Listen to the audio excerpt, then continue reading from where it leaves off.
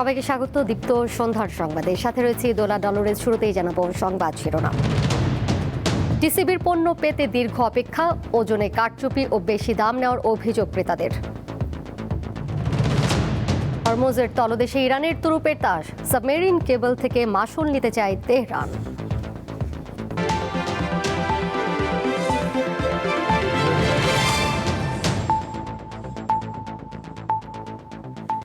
ঈদুল আজহা ঘিরে সারা দেশে 720টি ভ্রাম্যমাণ ট্রাকের মাধ্যমে ভোজ্য তেল, চিনি ও মসুর ডাল বিক্রি করছে টিসিবি।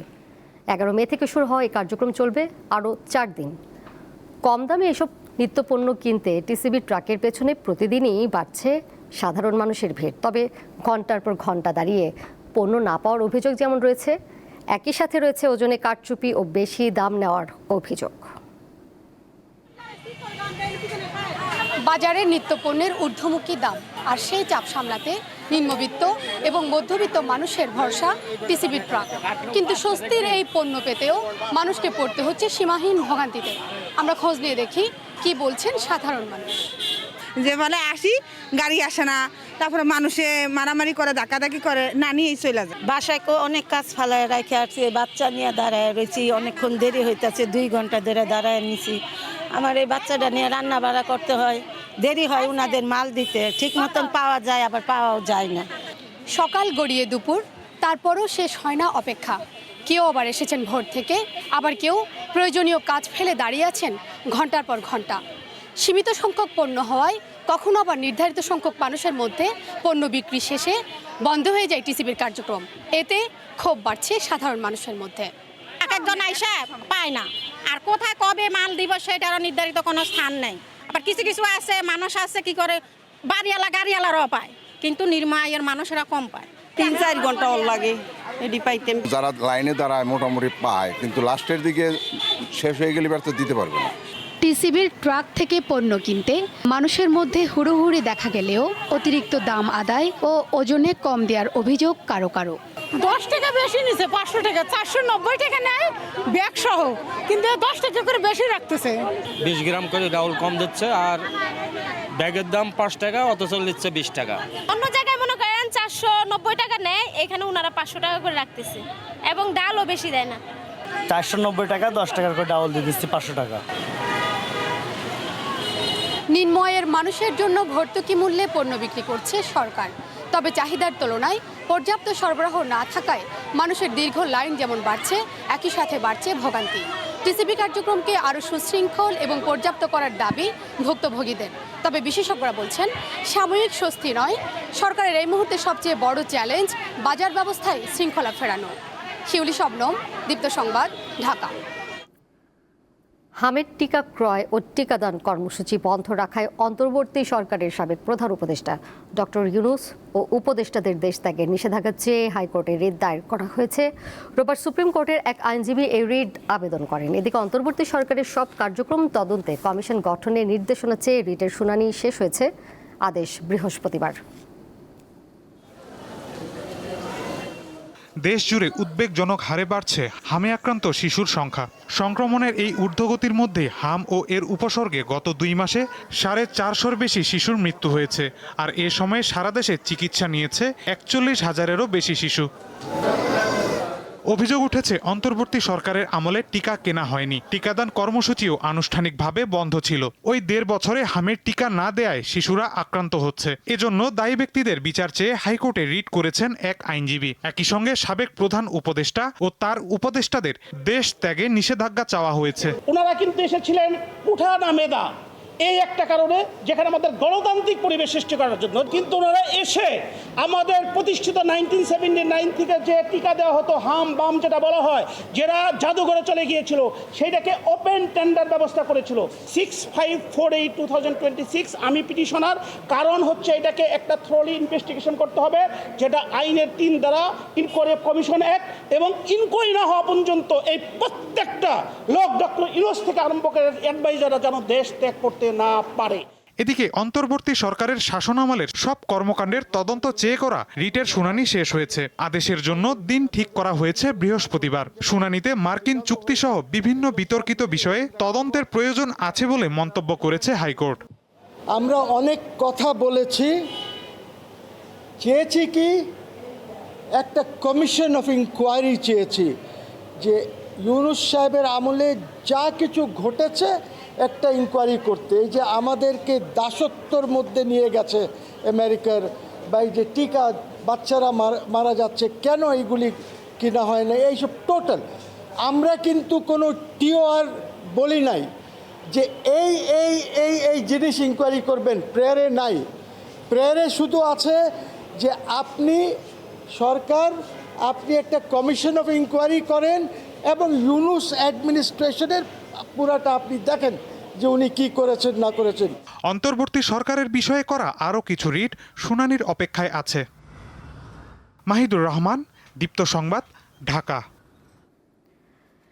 দেশে 24 ঘন্টায় হাম ও হামের উপসর্গ নিয়ে আরও 6 শিশুর মৃত্যু হয়েছে। একই সময়ে নতুন করে 1517 জনের শরীরে হাম ও এর উপসর্গ শনাক্ত হয়েছে। এ নিয়ে গত 15 মার্চ থেকে হাম ও হামের উপসর্গে মোট 459 শিশুর মৃত্যু হয়েছে। আজ স্বাস্থ্য অধিদপ্তরের প্রতিবেদনে তথ্য জানানো হয়। প্রতিবেদন অনুযায়ী 15 মার্চ থেকে হামের উপসর্গ নিয়ে হাসপাতালে ভর্তি হয়েছে 42,092 শিশু। তবে এর মধ্যে সুস্থ হয়ে হাসপাতাল থেকে 37,744 শিশু বাড়ি ফিরেছে।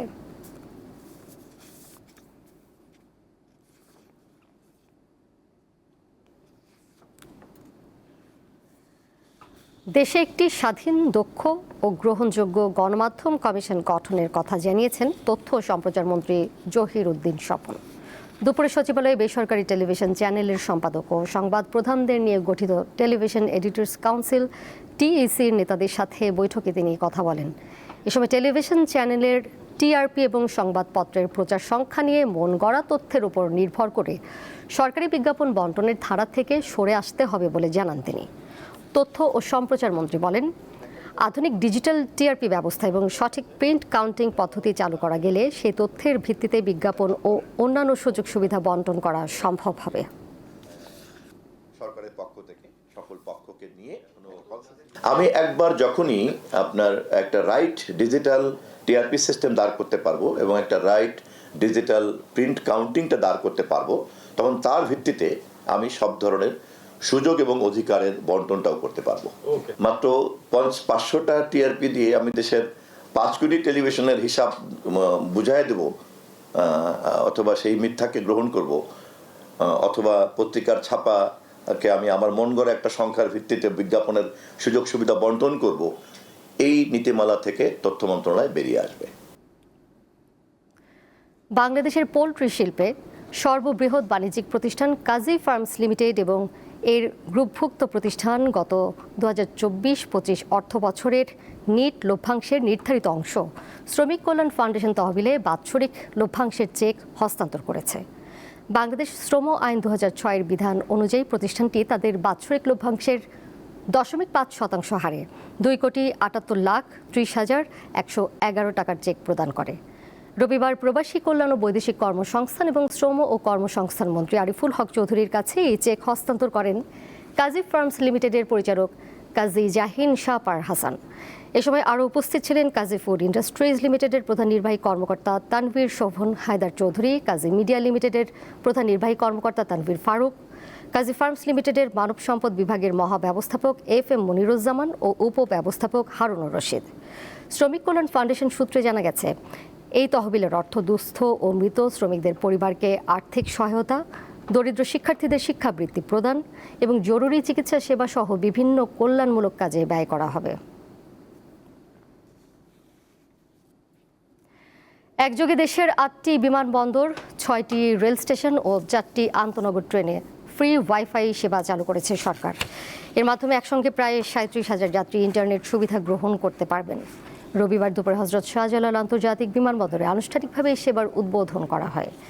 এ সময় বেসামরিক বিমান পরিবহন ও পর্যটন মন্ত্রী আফরোজা খানম জানান, বর্তমান সরকারের নির্বাচনী ইশতেহারের অংশ হিসেবে দেশের বিমানবন্দর ও রেল স্টেশনগুলোতে ফ্রি ইন্টারনেট সেবা চালু করা হলো। ঢাকা বিমানবন্দরে 250টি রাউটারের মাধ্যমে যাত্রীরা এই সেবা পাবেন।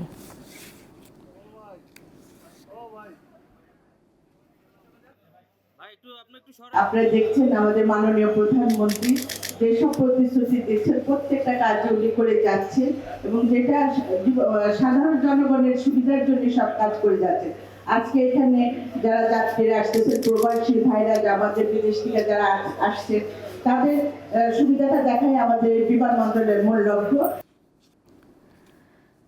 গাজীপুরে ঢাকা প্রকৌশল ও প্রযুক্তি বিশ্ববিদ্যালয়ে উপাচার্য নিয়োগকে কেন্দ্র করে দফায় দফায় সংঘর্ষ হয়েছে। এতে সাংবাদিক সহ অন্তত 15 জন শিক্ষার্থী আহত হয়েছেন। সকাল 10টার দিকে বিশ্ববিদ্যালয়ের শহীদ মিনার প্রাঙ্গণ থেকে ত্রিমুখী সংঘর্ষের সূত্রপাত হয়। শিক্ষার্থীদের অভিযোগ, বহিরাগতদের এনে সাধারণ শিক্ষার্থীদের উপর হামলা চালিয়েছে ছাত্রদল। সংঘর্ষ চলাকালে পুরো ক্যাম্পাস জুড়ে চরম উত্তেজনা ছড়িয়ে পড়ে। সরকার সম্প্রতি ডক্টর মোহাম্মদ ইকবালকে ডুয়েটের নতুন ভিসি করে প্রজ্ঞাপন জারির পর তা প্রত্যাখ্যান করে শিক্ষার্থীরা। নিয়োগ বাতিলের দাবিতে গত বৃহস্পতিবার রাত থেকে তারা ধারাবাহিক বিক্ষোভ কর্মসূচি পালন করেন। পূর্ব ঘোষিত কর্মসূচি অনুযায়ী সকালে নবনিযুক্ত ভিসিকে লাল কার্ড প্রদর্শনের কর্মসূচি পালন করেন শিক্ষার্থীরা। এ সময় ছাত্রদল ও বহিরাগতরা নবনিযুক্ত ভিসিকে ক্যাম্পাসে প্রবেশের চেষ্টা করলে সংঘর্ষ হয়।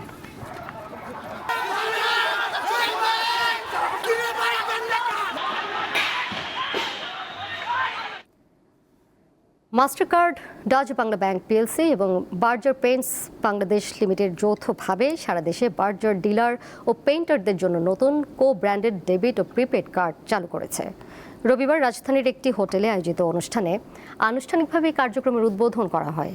এই উদ্যোগের মাধ্যমে ডিলার ও পেইন্টারদের জন্য সহজ ডিজিটাল পেমেন্ট নিশ্চিত করা, তাদের ক্রয় ক্ষমতা বৃদ্ধি এবং আনুষ্ঠানিক আর্থিক ব্যবস্থার আওতায় আনার লক্ষ্য নির্ধারণ করা হয়েছে। নতুন এই কার্ড ব্যবহারকারীরা নিরাপদ ক্যাশলেস লেনদেনের পাশাপাশি ডাচ বাংলা ব্যাংকের এটিএম নেটওয়ার্ক থেকে বিনামূল্যে নগদ উত্তোলনের সুবিধা পাবেন। পেইন্টারদের জন্য চালু হওয়া প্রিপেড কার্ডে মাস্টার কার্ডের প্রাইসলেস স্পেশালস প্ল্যাটফর্মের আওতায় দেশব্যাপী 10,000-এরও বেশি আউটলেটে বিশেষ ছাড়ের সুবিধা থাকবে।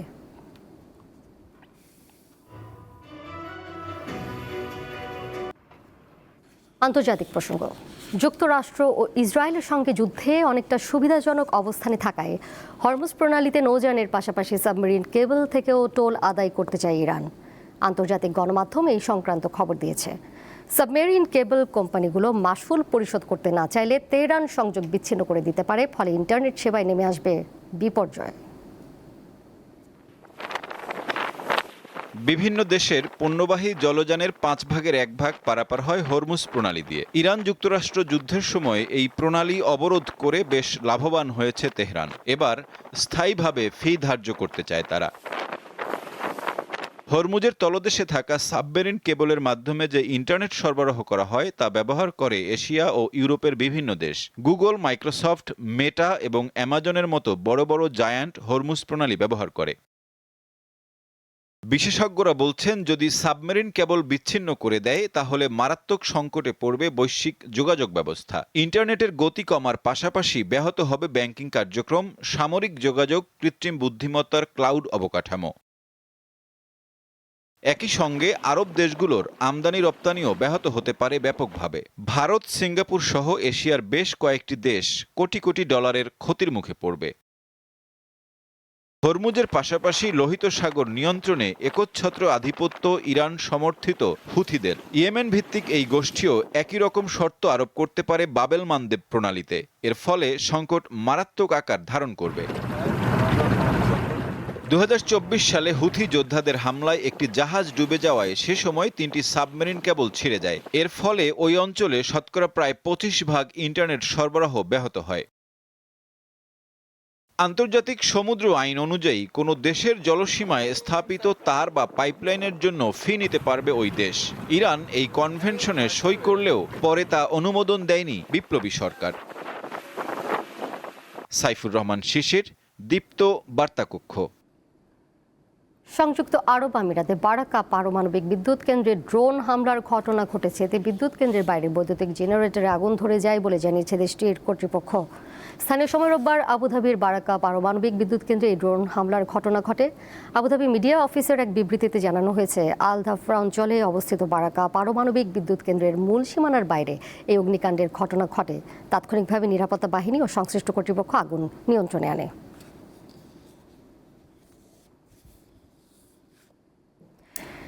দেশের ঐতিহ্যবাহী ক্লাব মোহামেডান স্পোর্টিং ক্লাবের 90 বছর পূর্তি উপলক্ষে প্রধানমন্ত্রী তারেক রহমানকে দাওয়াত দেওয়ার কথা জানান সংস্থার সভাপতি বরকতুল্লাহ বুলু। সেই সাথে ফুটবল, ক্রিকেট, হকি সহ অন্যান্য ইভেন্টেও আগামী মৌসুমে শক্তিশালী দল গঠনের কথা জানান তিনি। দুপুরে পরিচালনা পর্ষদের আনুষ্ঠানিক সভা শেষে এসব কথা জানান ক্লাব সভাপতি। আমি আশাবাদী 90 বছর পূর্তি উপলক্ষে আমাদের প্রধান অতিথি হিসাবে উপস্থিত থাকার জন্য জনাব তারেক রহমান সাহেবকে আমরা আমন্ত্রণ জানাই। তারিখ পরবর্তীতে আপনাদেরকে জানানো হবে। ফুটবল মৌসুম, ক্রিকেটে আগামী হকি মৌসুমে আমাদের ক্লাবে একটি শক্তিশালী দল গঠন করার পরিকল্পনা রয়েছে। প্রথমবারের মতো প্যারা থ্রোবল চ্যাম্পিয়নশিপে অংশ নিতে আগামী 2 জুন সকালে মালয়েশিয়া যাচ্ছে বাংলাদেশ প্যারা অ্যাথলিট থ্রোবল দল। মালয়েশিয়ার কুয়ালালামপুরে আগামী 3 জুন শুরু হবে দ্বিতীয় এশিয়ান কাপ থ্রোবল চ্যাম্পিয়নশিপ। আসলে বাংলাদেশ সহ 6টি দল অংশ নেবে। এই উপলক্ষে সকালে রোলার স্কেটিং ফেডারেশন আয়োজিত সংবাদ সম্মেলনে এইসব তথ্য জানানো হয়।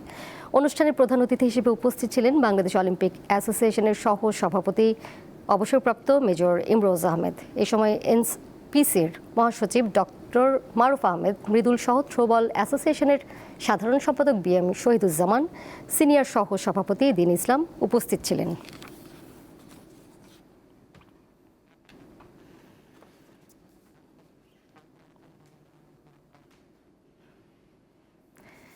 এর সাথে শেষ করব দীপ্ত সন্ধ্যার সংবাদ। যাবার আগে শিরোনামগুলো জানিয়ে দেব আরও একবার। টিসিবির পণ্য পেতে দীর্ঘ অপেক্ষা, ওজনে কারচুপি ও বেশি দাম নেওয়ার অভিযোগ ক্রেতাদের। হরমুজের তলদেশে ইরানের তুরুপের তাস, সাবমেরিন কেবল থেকে মাসুল নিতে চায় তেহরান। এই ছিল এখনকার মতো। পরের সংবাদ দেখবেন রাত 11টায়। এছাড়াও আরও তথ্য এবং বিনোদনের নানা খবর জানতে যুক্ত থাকুন দীপ্ত ডিজিটাল প্ল্যাটফর্মে। সবাইকে ধন্যবাদ এতক্ষণ সাথে থাকার জন্য।